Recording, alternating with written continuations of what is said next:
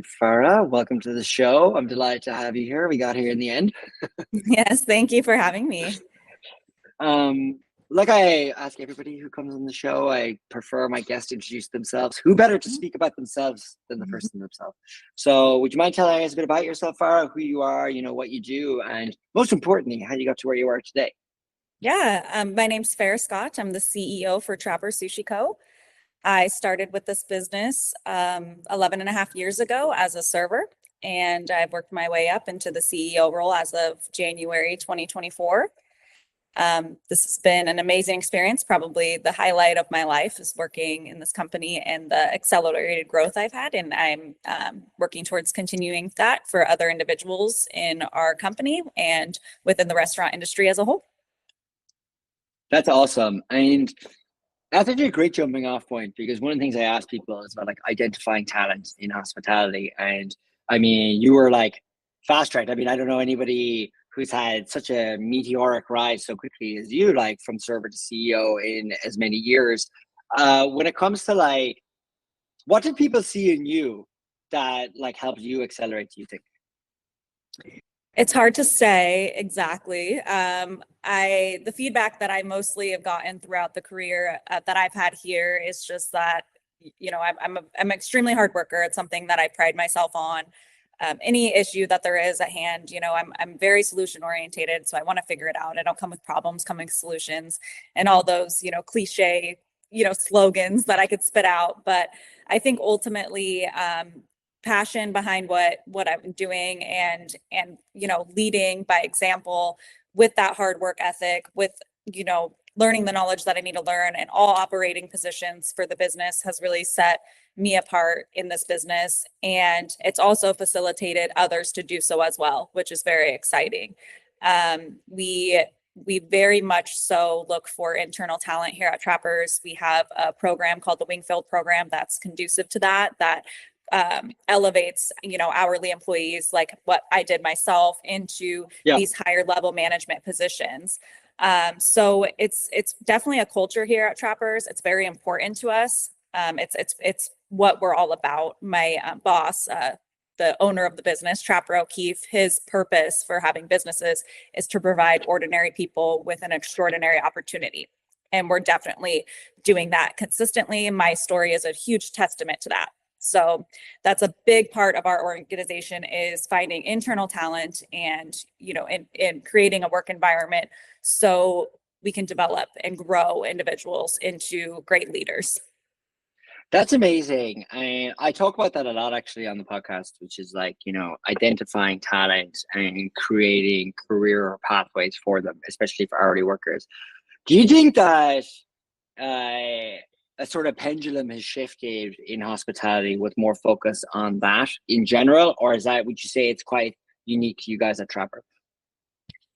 I believe that it has been a shift in hospitality in general. I think when I think back to, 7, 8 years ago, I had a part-time serving job at a very corporate restaurant, and I was working there part-time as well as assistant managing at Trapper Sushi Bremerton. So this was, I guess, 10 years ago. And at that specific restaurant, they would hire in external candidates for management. And I noticed that, the training process that they would put them through and everything start to finish was very clean. It was very organized. This is a very high level corporate restaurant that I worked at just at a Yeah. certain level. And I noticed those things and coming from management, working part-time. But there was something with the internal candidates that they just set them apart from those managers that had come in from the outside, hadn't worked their way up in the ranks. And that was at the store level.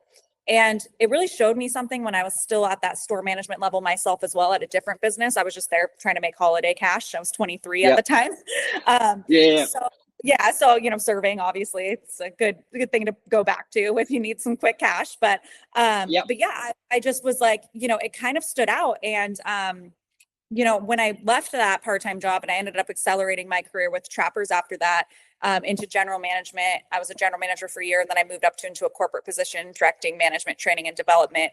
And that experience at that corporate restaurant, it showed something to me that internal candidates are so valuable for leadership positions if they meet the qualifications. You can if if they know the culture, if they love the place that they work at, they're an hourly employee, they're showing up every single day, they're dependable, they're just your brand is just, coming out of them, they love the culture. Yeah. It's not give that person an opportunity than hiring somebody from the outside that may have that leadership experience, but they don't have that experience with the business. And I think it does work out both ways. We still hire out external candidates for management, Yeah. but I feel, that specific business I worked for, it was very like, it was their process to just hire from the outside for general managers. And it really stood out to me because I saw some of these internal people that were waiting for their shot. There was a server that had trained me, and she had been there for 10 years, and she was their lead server, and she trained me, and she knew more than my general manager knew about the business, how to treat customers, the care that she had for her customers. And in my mind, I was like, why wouldn't you ever want to excel your career? Well, I do, but they don't really, put it out there for internal candidates and stuff. And so it really stood out to me. And I think it has taken a shift, not just at Trappers, but I've seen it at other restaurants now, talking to other individuals, maybe not at the bigger, scale that restaurant was at, but at the level that we're at Trappers. We have 15 units now. We just opened a Surprise, Arizona location 3 days ago. But surprise. Yeah. We'll talk about that. Finish your thought. We'll talk about that. Yeah, but that's still so important to us. The individual that opened the Surprise location, her name's Mariah Wingfield. I named the Wingfield program after her because she went from host to a regional manager with us within 5 years, and she cares more about the business than anybody that I could find out on this, out on the street and say, hey, come work for me as a general manager of the store in Arizona and help build that market for us. So I think it is an industry shift as a whole. It really pertains to Trappers Sushi Co. But I'm starting to notice more and more of that happening. The Washington Hospitality Association that we're a part of, I'm on their HR committee. We have our first meeting next week, and it's about facilitating that growth within the industry, not just at singular restaurants. And so they're even looking at putting programs on their website for people that maybe don't know what they want to do with their careers.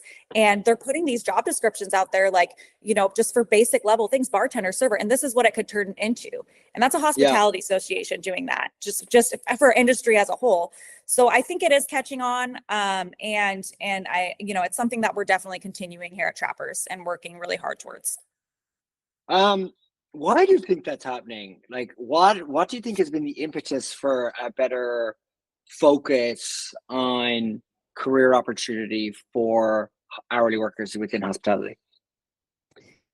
I think a big thing is, and like I said, from my experience, I think, having somebody take on a leadership role that already knows the brand, has worked hourly role or maybe an entry level role, learning that and seeing that progression and letting them take on more responsibility and kind of like a more tiered up, situation than just kind of handing it over to an external candidate.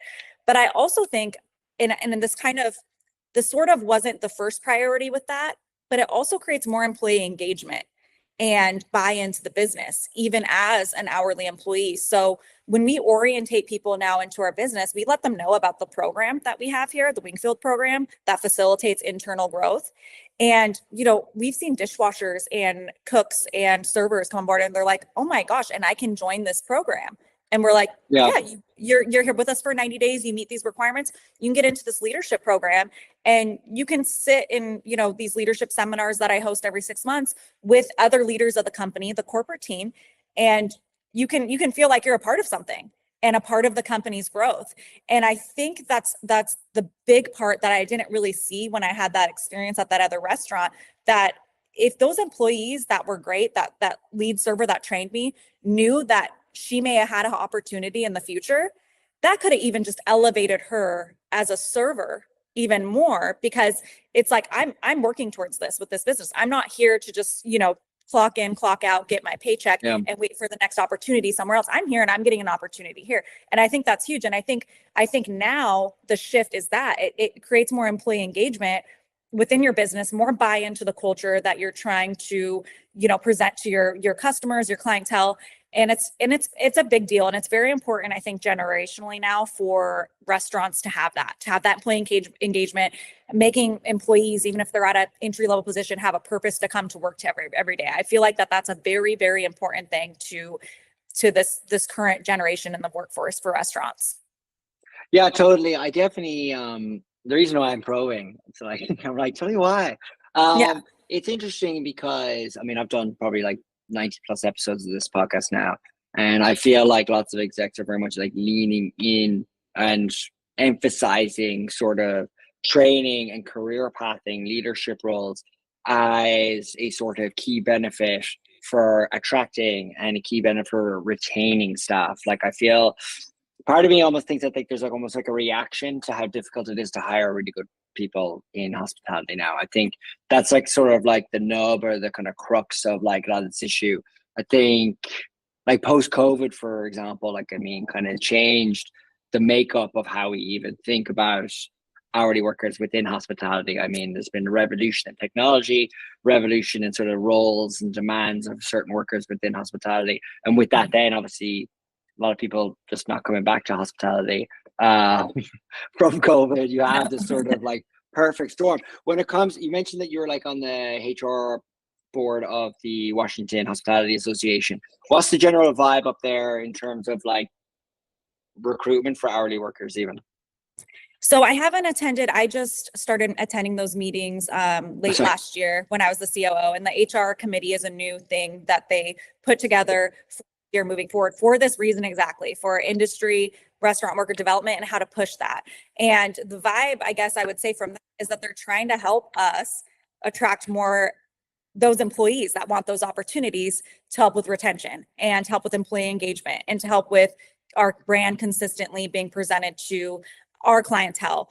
I think I'm not sure the idea behind it as to why they started it. I was in a really short meeting in October with them, and they had just mentioned it. And I said, well, I have a program similar to this, but within our organization. And they said, okay, well, can you attend these meetings? So I have the first one next week where they're trying to dial in some just basic things. Yeah. But I think the vibe from them is, and I'm not sure. I mean, I'm sure if I called the CEO, he would tell me why they're doing it. But the vibe that I got from that meeting is to attract better talent within the restaurant industry. Yeah. Like you said, what happened after COVID, a lot of people just didn't come back. They found other avenues to make money during that time. They went different career paths. They took that time, all the stimulus and things like that to invest in other, career paths for themselves, which is great. But yeah, the industry, the restaurant industry we were still operating at that time, but very scaled back, right? We were, faced up back and forth, especially up here in Washington. And, our applicant pool is just completely drained itself, and we just had to re-pull individuals back in. So I think, the association that we're a part of recognized that too. And listening to the other operators in the area also were experiencing that. It's just really hard to find those good people. And I think, this all kind of goes together with, providing those opportunities and making sure that your entry-level workers and candidates that come in for interviews with you know that there's an opportunity there. I think traditionally as well, when I started in the restaurant industry years ago, that it was just kind of a job to have to just pass the time until you figure out what you want to do with your life. And to hear a story like mine for somebody that's a server right now, even me coming into my office, it's in the back of one of our restaurants in Federal Way in the front, and I'll have new servers come to me, and they're like, oh, that's fair. That's the CEO now, or even when I was the COO. And if I overhear it, I'm like, yeah, I was you 11 years ago. I was serving tables. It was my first serving job. And they're like, what the heck? And some of their faces could care less. And some of them are like, how did she do that? They go to their GM and how did she do that? So I think the Washington Hospitality Association recognizes things like that too, within that are struggles of the industry, and some of the restaurants that are smaller than ours that haven't started facilitating that yet. And they're really trying to push, you can make a career out of a restaurant job, essentially. So, I do.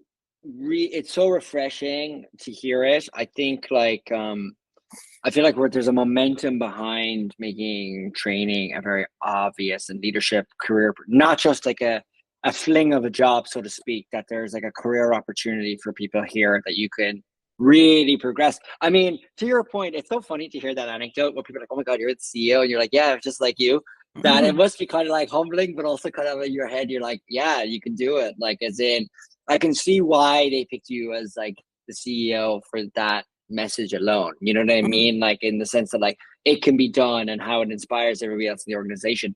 When you were talking about the is it Wingfield? Is that her name? Mhm. The Wingfield program, like was that like that initiative is yours? Like that has been sort of, and you've like designed that. Like how many people? Like you've got 15 locations plus one now. You said the pop up in Arizona, so there's like 15 people. Does that mean what? There's about 300 people working for you guys, or how? So our employee count is about 680 right now, 680 people. 680. Mhm. And so, like, have you had a big kind of response? Like, when I say a big response, because numbers are relative, I guess the question I'm asking is, how do you feel about the response to the program internally? Like, the demand for it? Has there been a sort of clamoring, or are you kind of restricting who can kind of get in? Do you have to qualify, or like, how does the program kind of work? Yeah, so the first meeting we had, and I have pictures of it. I posted it in the last meeting because it's cool to see. So the first meeting I had was June in 2024. It's a leadership like workshop. I had about 25 people there. The Woof, last wow. the last meeting I had to split into two because we had 77 people. Wow. Yes. So and things happen. People leave the business that are in that program still, just like anything else. Things happen. Yeah. But it's in our culture now, that program. So you'll hear it's in our orientations, you'll hear people talk about it in the restaurants. Almost every single one of the GMs in the company is enrolled in that program. Almost every single supervisory level, key holder, and then we have hourlies in that program as well. And we've probably made, roughly, since the program started, I mean, I'd have to check, but I'd have to say at least 30 internal promotions in the last 2 years from that program, where we've taken somebody from an hourly role or a mid-level supervisor, and they're now in management. So it's definitely shown promise, and it's helped us as well, because we're not scrambling. We have these group of leaders that if something happens, we have these people to rely on. And it's kind of cute because I call them my Mo's, and that's what I called Mariah. She was when I was a regional manager with this business, she was my go-to, and she ran our Puyallup location, which is, since she ran Yeah. that location, has been our most profitable, best, highest revenue location that we have. And she really turned that location around for me when I was a regional. And I was always like, somebody was like, I have a trainee, we're bringing on a trainee. I'm like, send them to Mo. That's Mo. Yeah. Mo can do it for me. So I call these people my Mo's, and that's the cool thing that we've cultivated, is now when I need somebody to call on, now I have 70 Mo's in the company that I know buy into our culture. They want to move up. They want to work hard. They want to help. They want to do anything that they can to grow with this business. And it was a missing piece that we had for a long time. And once we just put a Yeah. name on it and identified it, there was such a huge response to it. I can't even tell you how surprised and amazed I am of how much that took off in our business. Yeah. It's awesome because one of the things I hear a lot about from people is like building a bench for like GMs and GMs into sort of director, non like on the floor kind of roles and more administrative kind of leadership roles. And there's like a dearth across the board. And it's amazing to hear you articulate a program that has a clearly material impact. Because like, and this is something I think about a lot, and it's not just a restaurant thing, like it's like I think a business thing. We talk a lot about culture, but how do we show the material impact of culture initiatives on people's businesses? You don't see culture as a line item on a P&L, Mhm. and so it's like, how do people look at it, like, and actually measure the impact? And you're able to say to me very clearly, like, we've had 30 plus people literally come through this program into management positions. Even if you had to account for like getting a recruiter to literally go find you an external, like, director, area director, or Mhm. GM, like what's the cost, and what's the cost to your business Yes. not having those people? Like, I think that's what makes, first of all, that makes this podcast so helpful, because I guess somebody Mhm. hears that and they go, yes, please, ding, ding, ding, light bulb. Like, we need to invest in our people, which again sounds so obvious. Like, you don't you think about it, like you hear yourself say this Yeah. stuff, and you're like, oh, like, Invest in your people. Of course. Yeah. Like what? Yeah. But then it's like people have no problem getting some data, customer data platform and spending 250 grand on it. Yes. And barely anyone in the company realizes how to take Yeah. advantage of it. And then you're like, Yeah. it's a couple of grand to train people. Like we get some online courses, you know, we design a program, we do meetups, we like in person, Yes. online, and you can probably cost that out not at 250 grand like you would for a CDP, you know. And I think that's a kind of misalignment that exists not just in like hospitality, but I think in general. But I think what separates good from great in hospitality is the focus on people. And I do think, to your credit, Farrah, as well, that like what like the kind of lifers, so to speak, that you've been through the whole thing. You know what I mean? You've seen the Yeah. steps and you've kind of made the pathway. And you could have, you know, whatever the phrase is, like you've tore down those trees so other people can walk right through them. Yeah. And whatever the phrase is. And it's amazing, you know, and it, you know, it actually leads into a very interesting topic I have, which is because, you know, it's Women's Leadership Month, period, time, whatever the phrase is, you know, like we're in this period of time. And I'm curious because you're very much smack bang in that. Like, I mean, in terms of like hospitality, I think there's only so many people that even exist like you that have come up from server to being CEO, Yeah. being a female leader in a very sort of, I don't know what's the phrase, white bread industry, white over man industry, you know what I mean, typically. And I'm curious, you know, just like your take on sort of like women in leadership within hospitality. You know, it's a Without putting you on strange, the spot too much. it's a strange thing, and I'm just being completely honest here, is I don't really Yeah, think about it that much. And I think yeah, that, you know, it is, I love seeing women leaders. I love seeing any leaders though that come through and have a story similar to mine. And you know, I never thought in my life that I would be a CEO of a company, based off of, you know, where I came from, my upbringing, how hard I had to work.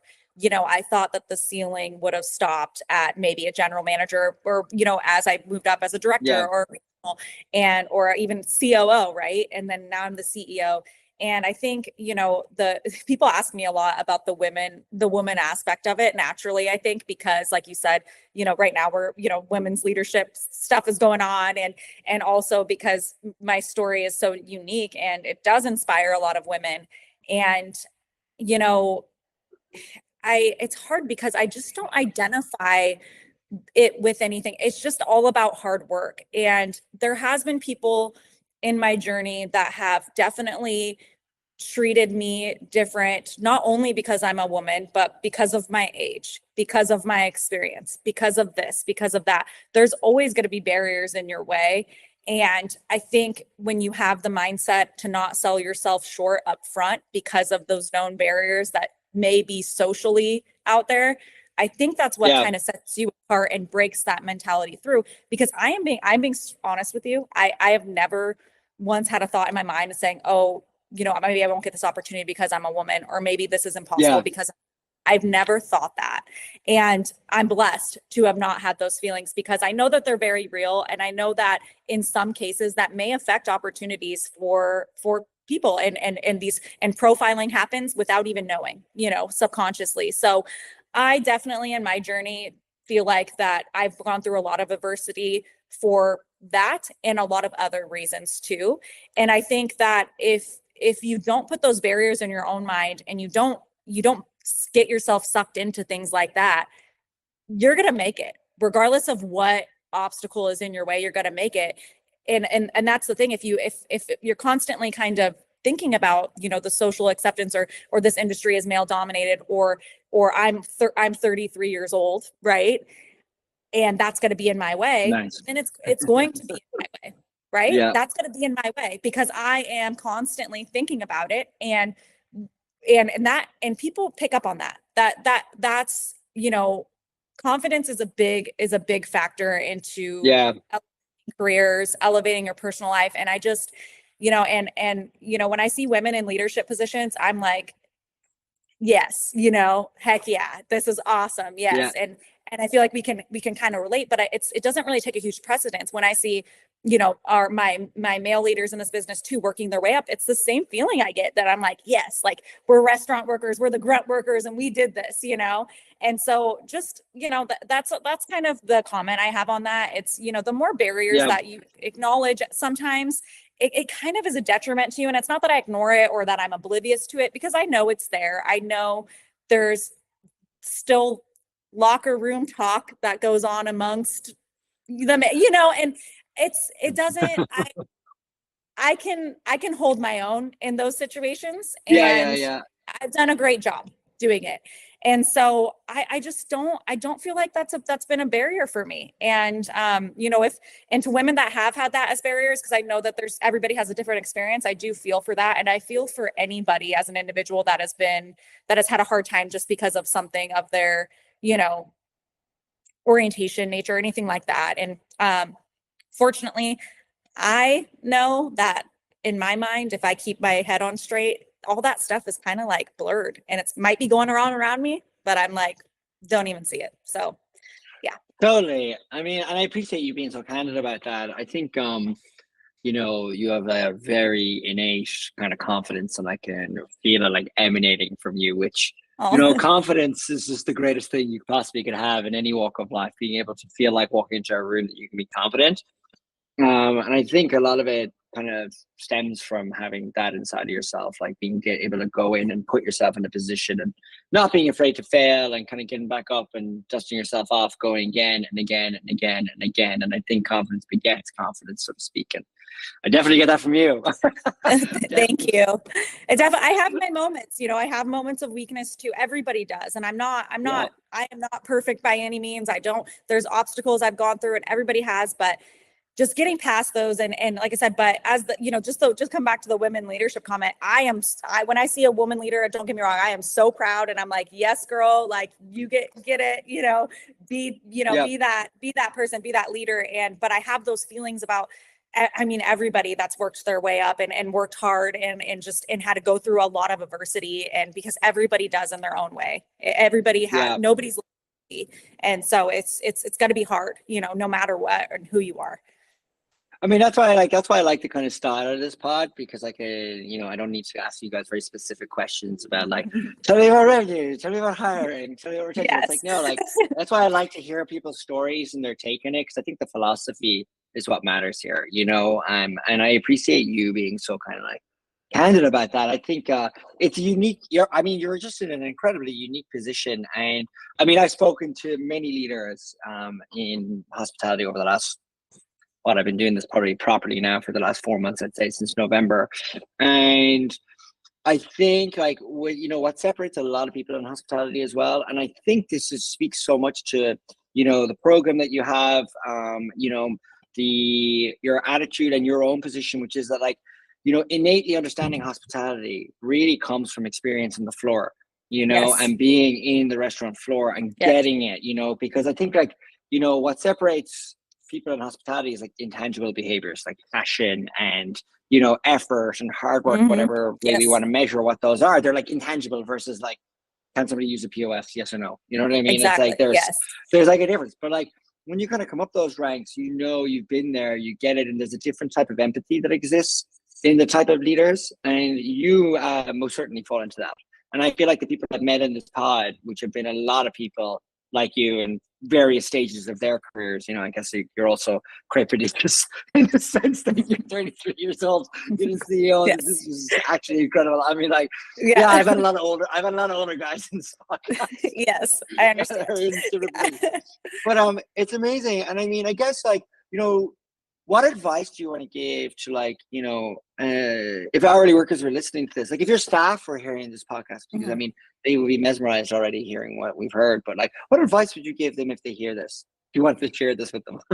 Yeah, I think kind of going back to what I just said, the last question is just kind of ignore what's in your way, because you focus on that so much, it's gonna consume you, and it's gonna be very difficult to break past that barrier. And that goes for anything. And I think in life is, if you're fixated on why you can't do something, you're not going to do it. You need to focus on why you can and you should.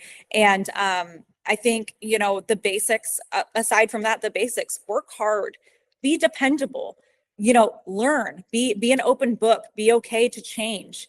You know, a lot of those things that I see hinders growth in individuals that I've come in contact with, because, you know, they're scared of change. They're scared Yeah. to work harder than maybe what they feel that they're compensated for. But I've always said, if you act the position that you want, you will get that position. But if you expect to get that recognition and that compensation before you, it's not going to happen. Rarely does that happen. Opportunities don't just fall in your lap. You have to create them. And so focusing on why you can and why you should do something instead of the barriers that you have in your way, I think is the most important advice that I could give somebody, because there's always going to be reasons why you can't do it. There's always going to be reasons that you could think of why you're not going to get that promotion and how many people are ahead of you to get it. It doesn't matter. If you do what you're supposed to do, if you work hard, if you're open to change, you're gonna get there. And maybe it's not the way that you thought. I never thought I was gonna be a CEO. That wasn't my goal when I started serving tables at Trapper Yeah. Sushi. My goal was to make money and to move up so I could make a better wage at that time. And I started doing that. And then my purpose changed. And I said, okay, I want to start help developing people within this organization so this business runs smoother. And then my purpose changed again. I want to create development programs for people in this company. I want to improve operations. I mean, it evolved as I went. So even if the purpose is so small and that's where you start, it's still valuable to the journey, and you have to do the work. You have to. You cannot expect an opportunity to just fall in your lap. And I guess that's, you know, my short, long answer for that. But that's the advice that I give, and that's what I would give anybody in this industry that's wanting to make a career out of it. You know, it's very interesting. You just triggered something, and I've mentioned this a few times in the pod, but my old boss, she amazing person, and she was very early in Facebook, and she wrote this article about the concept of giving away your Legos and other startup commandments, and basically saying, like, what I hired you today for is XYZ job spec. That's not going to be the same job that I expect you to do in 6 or 12 months or 18 months, because if we're growing, the business is going to evolve and you're going to need to evolve with it. She talks about an anecdote of basically like being asked to set up HR at that company. And it's like, I don't know anything about HR. I'm like in my 20s. And it's like, neither did Zuckerberg. So it's like, just go do it. I trust you. But empowering people, but the concept of like this type of professional flexibility per the job spec is like, yeah, I hired you for that today, but this will evolve and you will change. And like, if you want to grow, the opportunity is there for you to grow into it. I think about that a lot, just in terms of like how people think about, you know, sending a message as to why to work in a company. Like we all talk about, like we will hear, like everyone wants opportunity and whatever. It's like, I can provide it for you if you're willing to be flexible. You know, if you're willing to put in the graft, like the role will be yours. Just you can have it. I'm not like, you know what I mean? I think about this a lot. And it sounds very similar to kind of what you're saying there. Yes. Yeah. And that's spot on. You hit it right on the head. And that's what our program is within our organization, the Wingfield program. It's rolled out in front of you day one of hire, and this all could be yours, but you have to work for it. And we have it, and it's real. And these are the people, these are the testimonials of the CEO in the company, of Mariah Wingfield, who's now a employee-owned partner with Trapper, the location that opened 3 days ago. She owned a restaurant with my boss. And it's real stories, real people. They didn't get a handout. None of us got handouts. We worked within the organization, and the organization provided the opportunity. So you hit it on the head there with, you know, it's yes, the opportunity is there, but you have to actually want it. Like and staring you in the face. Yes. And it's hard, but it's, you know, the more we can prove that, I think as an industry as a whole, I think the more engagement that we'll get. And I think that's what it's all about, is getting those quality people, getting those great people that want to, you know, absorb the brand, be the brand. And, you know, obviously the biggest goal here for a profit organization is to bring in customers, because that's how we all have jobs.